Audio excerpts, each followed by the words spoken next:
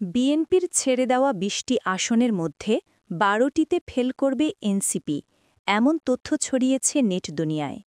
আমার দেশ পত্রিকার তথ্য মতে এনসিপিকে ২০টি আসনে ছেড়ে দিবে বিএনপি। এর মধ্যে বিএনপি ১২টি আসনে বিদ্রোহী প্রার্থী দিবেন এবং ৮টিতে বিদ্রোহী প্রার্থী না দাঁড়ালে ৮ জন প্রার্থী জয়ী হয়ে আসতে পারে এনসিপির। এ তথ্য শুনে মনে হবে বিএনপির রাজনীতির কৌশলে এনসিপি পরাজয়। রাষ্ট্র সংস্কার, জুলাই সনদ কিংবা রাজনৈতিক নানা ইস্যুতে গত কয়েক মাস ধরেই বিএনপির সঙ্গে এনসিপির এক ধরনের টানাপোড়েন দেখা গেছে রাজনীতির মাঠে। এ নিয়ে প্রকাশ্যে সভা সমাবেশে এনসিপি নেতাদেরও অনেককে বিএনপির সমালোচনাও করতে দেখা গেছে। অন্যদিকে বিএনপি নেতাদেরও অনেককে এনসিপির সমালোচনা করতে দেখা গেছে নানা ইস্যুতে। বিশেষ করে সংস্কার ইস্যুতে বিএনপি ও এনসিপির মতপার্থক্য দল দুটির মধ্যে সম্পর্কের টানাপোড়েন আরও বাড়তে থাকে। বিএনপি নেতাদের অনেককে অন্তর্বর্তী সরকারে থাকা ছাত্র উপদেষ্টাদের নিয়ে নেতিবাচক মন্তব্য করতে দেখা গেছে বিভিন্ন সময়ে। আবার দেশের কোথাও কোথাও এনসিপির রাজনৈতিক কর্মসূচিতে হামলা কিংবা বাধা দেওয়ারও অভিযোগ উঠেছে বিএনপি নেতাকর্মীদের বিরুদ্ধে। সর্বশেষ সংস্কারের বেশ কিছু ইস্যুতে বেশ মতপার্থক্য দেখা গেছে বিএনপি ও এনসিপির মধ্যে।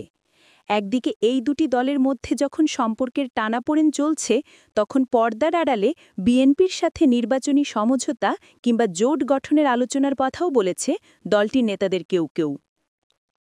তবে এনসিপির কয়েকজন গুরুত্বপূর্ণ নেতার সাথে কথা বলে জানা গেছে বিএনপির সাথে জোট গঠনের বিষয়ে এনসিপির মধ্যে দুই ধরনের অবস্থান আছে নেতাদের মধ্যে। দলের যে পক্ষটি বিএনপির সাথে জোট গঠনের পক্ষে, তাদের মত হচ্ছে নির্বাচনে যদি বেশি সংখ্যক আসন ছাড় দেওয়া হয় তাহলে বিএনপির জোটে যেতে আগ্রহী তারা। সেক্ষেত্রে এনসিপির প্রত্যাশা অন্তত ৩০ থেকে ৪০টি আসনে বিএনপি ছাড় দেয়, তাহলে তারা বিএনপির জোটে কিংবা বিএনপির সাথে আসন সমঝোতায় যেতে রাজি। আর অন্য পক্ষটির বক্তব্য হচ্ছে নির্বাচনে বিএনপি আসন ছাড় দিলেও দলীয় সিদ্ধান্ত অমান্য করে কোনো কোনো আসনে বিএনপি নেতাদের কেউ কেউ স্বতন্ত্র প্রার্থী হিসেবে ভোট করতে পারে, যেটি এনসিপির সামনে বড় চ্যালেঞ্জ হয়ে দাঁড়াবে। এনসিপির সিনিয়র যুগ্ম আহ্বায়ক আরিফুল ইসলাম আদিব বলেন, আপাতত বিএনপির সাথে জোট বা আসন সমঝোতা কোনো বিষয়েই সিদ্ধান্ত নেইনি। তবে শেষ পর্যন্ত এনসিপির সাথে জোট বা সমঝোতার সুযোগ আছে, সেটি বলছেন বিএনপির নেতাদের কেউ কেউ। এ নিয়ে অনানুষ্ঠানিকভাবে দুই দলের নেতাদের মধ্যে যোগাযোগও হচ্ছে বলে জানা গেছে। বিএনপির একটি সূত্র বলছে এনসিপিকে ২০টি আসন বিএনপি ছেড়ে দিতে পারে।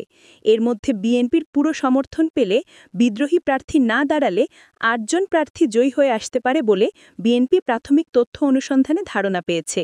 বাকি ১২ জনের ব্যাপারে সম্ভাবনা কম থাকলেও জোটে টানার স্বার্থে বিএনপিকে ছাড় দিতে হতে পারে। এদিকে আগামী নির্বাচনে তরুণদের বেশি সংখ্যায় প্রার্থী করার বিষয়টি সক্রিয়ভাবে চিন্তা করছে বিএনপি। ঢাকা থেকে বিএনপির ভারপ্রাপ্ত চেয়ারপারসন তারেক রহমানের কাছে তরুণদের বেশি সংখ্যায় প্রার্থী করার বার্তা পাঠানো হয়েছে। দলের দায়িত্বশীল একজন নেতা এই বিষয়টি নিশ্চিত করেছেন। তরুণদের বেশি সংখ্যায় প্রার্থী করার বিষয় মাথায় রেখেই তরুণদের দল এনসিপিকে বিএনপি তাদের নির্বাচনী জোটে টানার চেষ্টা করা হচ্ছে। এদিকে এনসিপি দলের মধ্যে একটি পক্ষের মত হচ্ছে জামায়াতের সাথে সরাসরি জোট না করে নির্বাচনী সমঝোতায় যাওয়া। অপর আরেকটি পক্ষের আগ্রহ রয়েছে বিএনপির সাথে একই কায়দায় নির্বাচনী আসন ভাগাভাগি বা জোটে যাওয়ার। জামায়াতের সাথে জোট সমঝোতা না হয় এনসিপি বিএনপির দিকে ঝুঁকেছে, কিন্তু এনসিপিকে বিএনপি যে চক্র এঁকেছে তাতে এই জোট ইতিবাচক হবে না। এই নিয়ে এনসিপির ভিতরে মতবিড়ম্বনা চলছে। তবে এই মতবিড়ম্বনা চলতে থাকলে যে কোনো সময় এনসিপি ভেঙে যেতে পারে বলে মন্তব্য করছেন নেটিজেনরা। নগর বার্তা 24, রুমান আঞ্জুম বর্ষা।